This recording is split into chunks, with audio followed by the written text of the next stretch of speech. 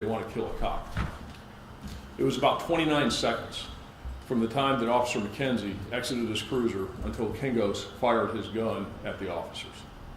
The situation also exemplifies the very significant and dangerous challenges that law enforcement officers face daily in dealing with people with mental illness. We're very fortunate because the outcome of the situation could be very different. We could easily be here talking about an officer killed in the line of duty because Kingos' bullet barely missed hitting Officer Pavel Kuznetsov in the head. It also demonstrates that professionalism, training, and agency culture matter.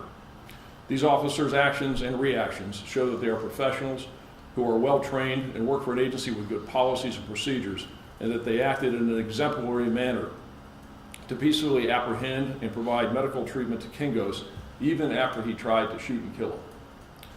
This is how the absolute majority of the 800,000 law enforcement officers in the 18,000 law enforcement agencies act across this country every day.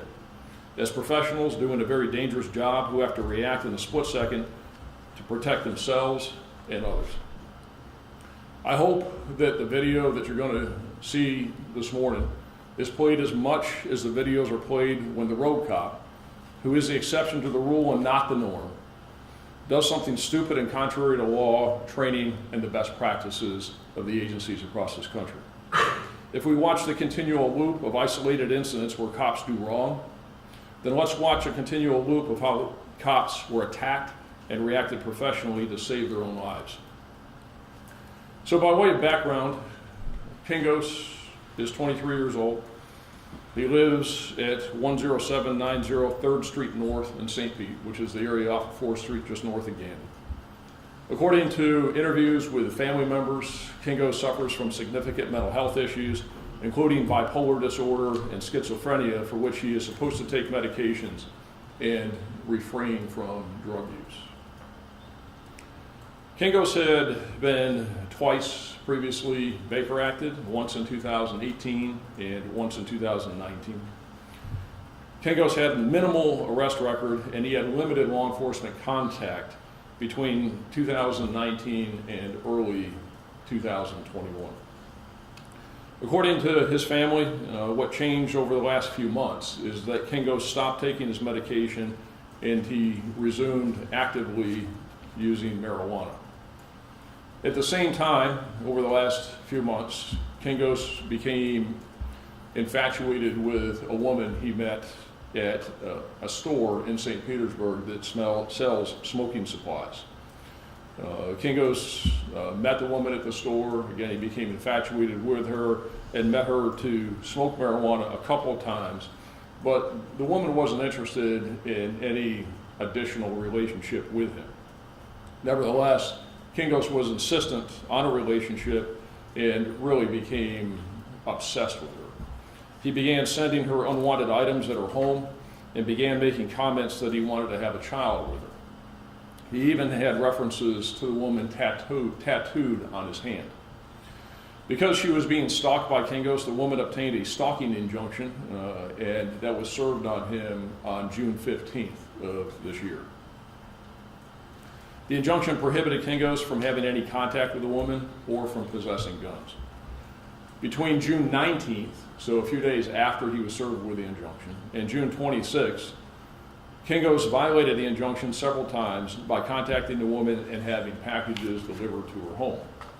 The woman reported those injunction violations to the St. Petersburg Police Department, and officers developed probable cause to arrest Kingos on the misdemeanor charge of the violation of the injunction.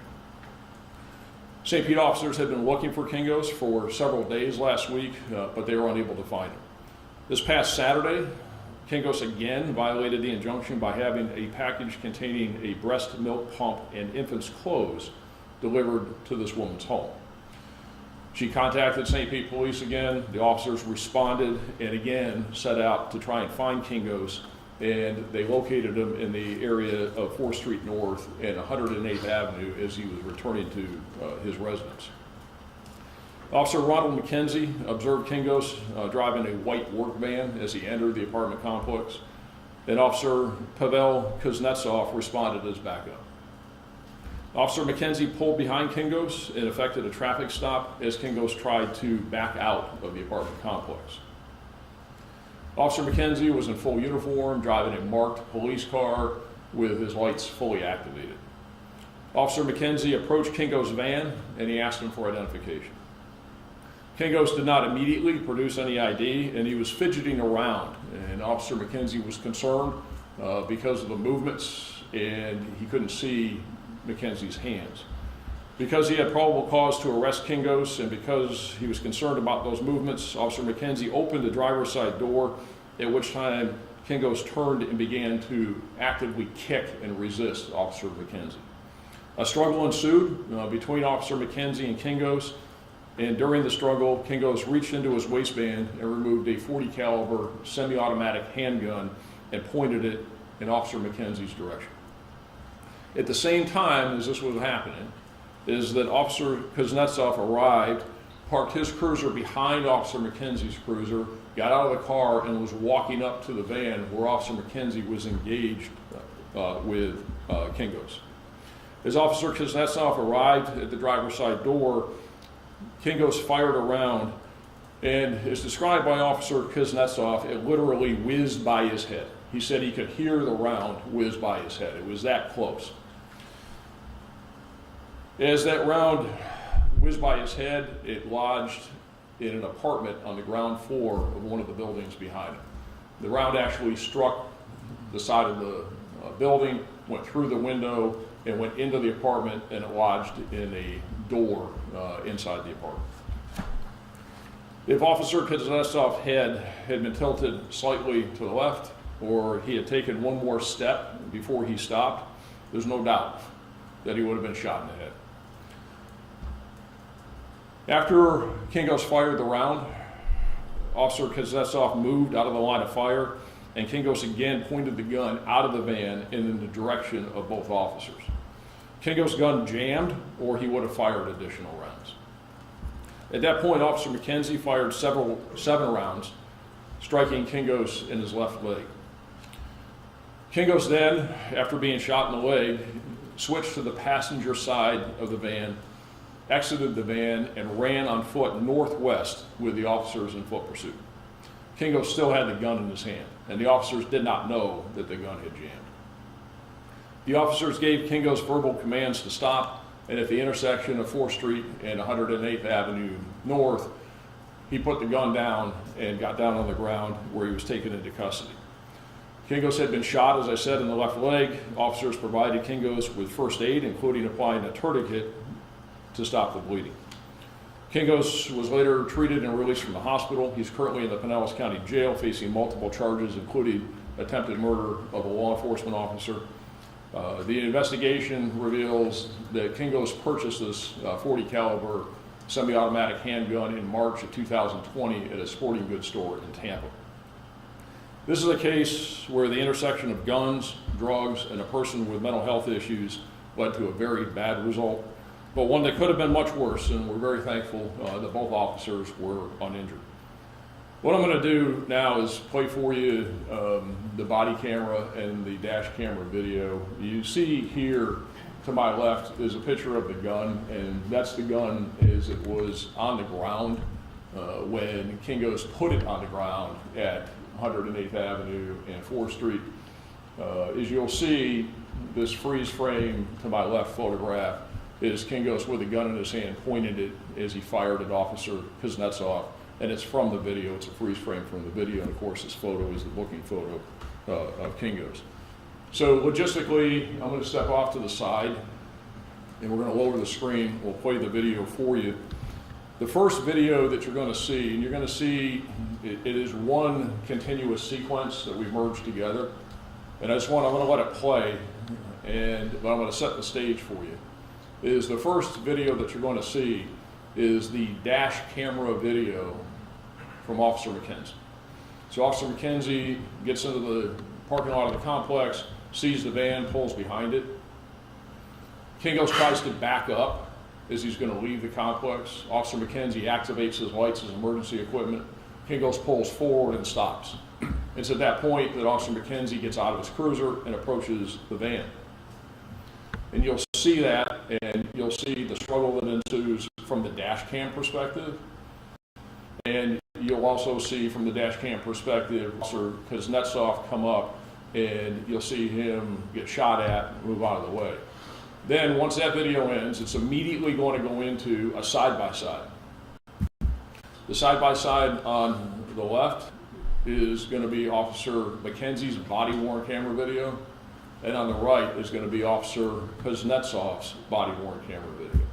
So first is the dash camera, then a side-by-side with a body camera. The next thing you're going to see is we're taking that body-worn camera video and we've slowed it down, so you can really see exactly what unfolded.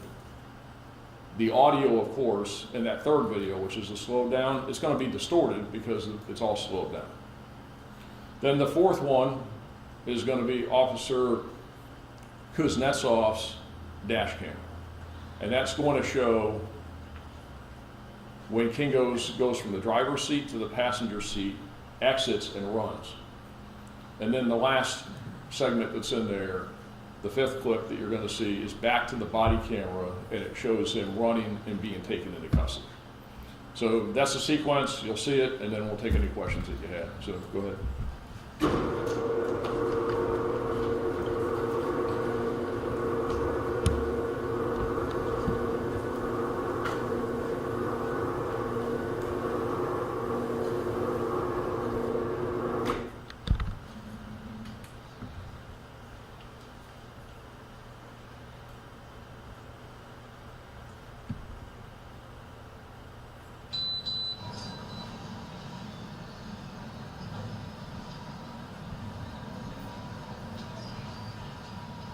We're rolling company today. Hotel, Delta, X-ray, X-ray 4. What, man?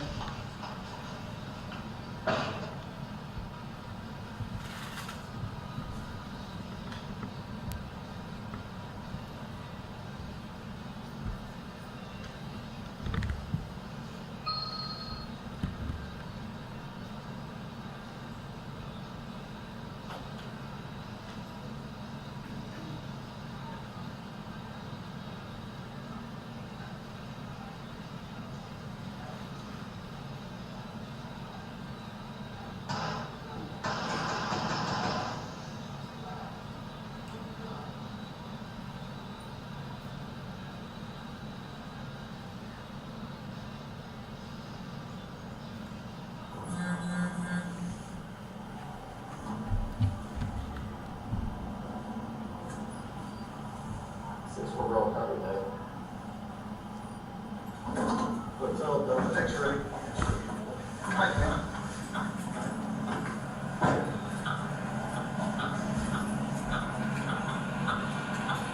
Hey, you ready? What's going on? Who's studying? Do you mind asking what's going on? Your name Austin? My name's Austin. Can you take me to the police department? Okay. Austin? Okay. So you talk to him. Wait a second. Hey, stop. Hey, stop. Hey, I see.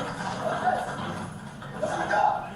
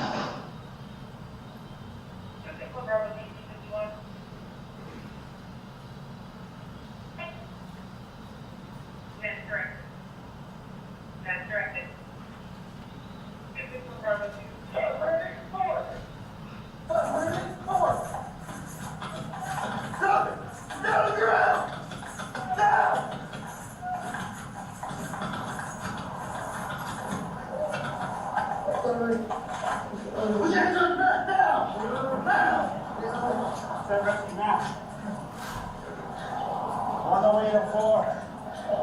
115. Officer to 10th floor, 1015.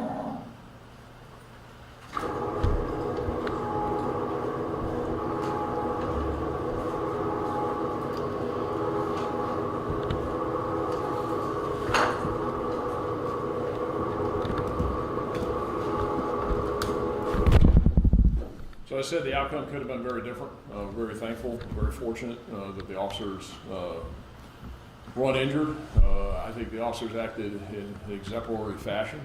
It goes to show their training, their professionalism, and how they reacted through that entire incident shows the culture that they're in, which is a good one. And again, this happened in about 29 seconds. Very fast, and it shows the challenges that officers face every day. And mixing drugs, mental health issues, and guns is not a good thing, and this is a result. But again, we're very fortunate that Officer Kuznetsov and Officer McKenzie were not shot. As you can see, even after Kingos fired the round that whizzed by, and I can't stress how close it came to hitting Officer Kuznetsov in the head, is he reached out again and tried to fire.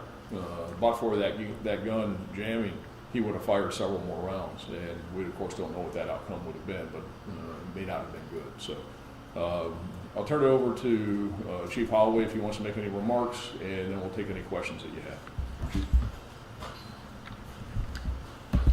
I want to thank the sheriff and the task force team for looking at this case and make sure that we did everything correctly.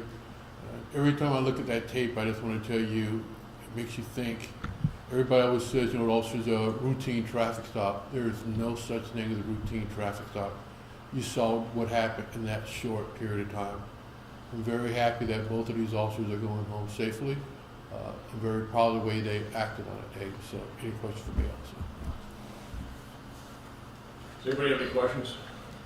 How are the officers doing following this incident? Are they? Chief can answer that. Okay. I spoke to both of them. Both of them this past week. That's a lot to go through. So we will make sure they get the assistance that they need, also with their families, and we'll take it one day at a time. Were they hospitalized? No, they were not. So they're both. The officer that fired the shot, he's being placed on paid administrative leave. The other officer, as soon as he's ready to come back to work, he can come back to work. Did bullets pierce either of their bodies, or it was just that one close call? It just went by his head, close call. Neither officer was struck. What would you have to say to people in the community who are worried about mental health and guns and? Well, I'll say it, I guess this way. I have been and still am very concerned about what we're doing and not doing in relationship to mental health treatment services, and especially case management. And that there's a lot of room to do better and to do more. And probably it have been critical, and hopefully it's constructively critical, because I want to see it to be done better. And we really need more engagement, especially with case management. We need more front-end services, and I think that the direction that law enforcement is going in today in relationship with the mental health community is a good one, and we're trying to do more on the front end. St. Petersburg has a mental health program, the Sheriff's Office has a mental health program. But say that to say this, in this case, from what I can tell right now, is that I don't know if there's anything that would have changed or could have been done differently. This is not a problem with the mental health system. And the reason I say that is because he had been diagnosed with significant mental health disorders, schizophrenia, bipolar. He was taking medication, he's being treated. And he had limited to no law enforcement contact for about a year and a half. And then so something happens and he stops taking his medication. And he starts smoking marijuana, and you put the two of them together, and the marijuana exacerbates it, and he goes off the deep end and engages in this conduct where he becomes infatuated with this woman, obsessed with this woman, and he bought the gun over a year ago. I don't think there's anything that anybody could have done about it. It's just a calamity, and things happen. This is not something because he wasn't. Based upon his lack of activity, he wasn't susceptible to intervention by law enforcement. This wasn't a threat management issue. This wasn't where he was an opportunity to case manage him. Is that he just stopped taking his medication and it didn't get on anybody's radar. And sometimes, just bad things happen, and I think that this is one of those times. And what specific charges is he facing now? Well, there's a plethora of charges, and you can take a look at him. He's faced attempted murder of a law enforcement officer, the use of a firearm in the commission of a felony, various counts of violations of the injunction. So there were several charges that we arrested him on. And they're all listed, or we can get them to you. But of course, the most serious is the attempted murder of the police officers. He was breaking out twice, I guess. How was able to buy a gun? Well, there was no problem with him buying a gun. When he went to buy that gun in March of last year, he's not a convicted felon. He's never been committed for mental health issues. And that's one of the things that people often mistake, is that people think, and it really is just a misperception and a misunderstanding, is that somebody being Baker acted, and he was Baker acted twice, is merely taking somebody into custody for an involuntary examination. It's an examination. After that period of examination, people are generally released. And that is not a determination of incapacity. It's not a commitment for mental health issues. The only time that anybody is disqualified from a gun purchase is if a court makes a determination that they are incapacitated due to a mental health issue. So the hundreds of thousands of people that are Baker acted annually in the state of Florida, it's about 205,000 a year that are Baker acted. None of those disqualify somebody from a gun purchase. So it's a very, very small percentage that are actually committed and disqualified from a gun purchase. It's probably about 1%. So he's not a convicted felon. He had never been disqualified from a gun purchase. There was nothing that prohibited him from walking into that sporting goods store in Tampa and buying a gun. In connection with his stop injunction, though, he was told that he had to give up all his guns, and he testified under oath that he didn't have any guns. Correct. Do you reasonably believe that he lied under oath? Well, of course. Because he had this gun, and when he was served, he would have been required to surrender his firearms or not possess firearms. And so, certainly he did, because we know he purchased the gun in March of 2020, which was a year ago. He served with the injunction here on the 15th of June, which was a couple weeks ago. And of course, this incident happened on Saturday, within 11 days of him being served. So I'd say the answer to that is, of course, he lied about it. And does law enforcement have any way of tracking after an injunction that that gun is issued, whether the individual owns a gun? Can you go back and look at records? So law enforcement agencies in the state of Florida are prohibited by law. We are prohibited by law from maintaining any lists of anybody that owns guns. So not only do we not have, but we can't. We're prohibited. So when somebody goes and buys a gun, is that there's no lists in Florida as to, you don't register guns, there's no lists. The only time that there's any record of anything is if someone has a concealed carry permit.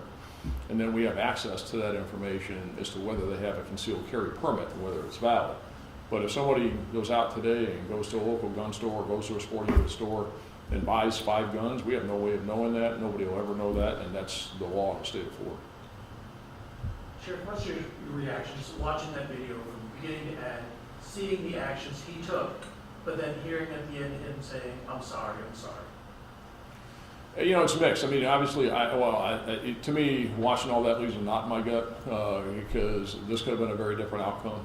It could very easily, we could be standing here talking about a line of duty death for a police officer. And this is as close as it gets, and it's bad. To now know more about him, to know more about the situation, he's accountable for his actions. He needs to be held accountable for his actions. And the fact that he said what he said afterward, I think that's where I get mixed about it, because the guy's got serious mental health issues. And, he wasn't acting this way while he was taking his medications. And, of course, it begs the question, why did he stop taking his medications? Why did he get back into using marijuana? But it probably comes back full circle because he's got mental health issues. And he's got all kinds of problems. Just because he said he started doesn't excuse it. And he needs to be held accountable for his actions. And he needs to face the consequences of the criminal justice system. That's out. He tried to kill 2 cops. Two guys that came to work, trying to do the right thing, trying to protect the community, who very, very easily Saturday night could have not gone home. So he is responsible for and needs to be held accountable for his actions, regardless of what he says he's sorry or not. You know, there's minimum mandatories that come into play when you use a firearm in the commission of a felony, when you attempt to kill a cop, and he needs to go to prison for a long time. And I hope he gets treatment, and I hope he gets where he needs to be, but he almost killed 2 cops in this county, and he needs to be accountable for that. I have a question for both of you, if that's okay. So you had said that 205,000 people are radioactive in Florida every year, and probably 1% of those are prohibited from having a gun. Do you think something needs to change? If so, what do you think there should be stricter gun laws? There's no perfect when it comes to this. You know, the Second Amendment's important, gun rights are important. They're not unlimited. There has to be balances on it. You know, it's a very tough issue. One of the things that I know is that it's a people problem, and people need to be responsible for their actions. You know, there's debate on both sides of this. There has been forever, and there will be in perpetuity. This is one of those issues that has been around, will always be around, and there will always be disagreement on it, and there's no perfect answer to it. And I'll just add on, like the sheriff said, Second Amendment, it's very important. But again, it's a people's problem. The gun didn't fire, the person fired the gun. You need to address that issue first.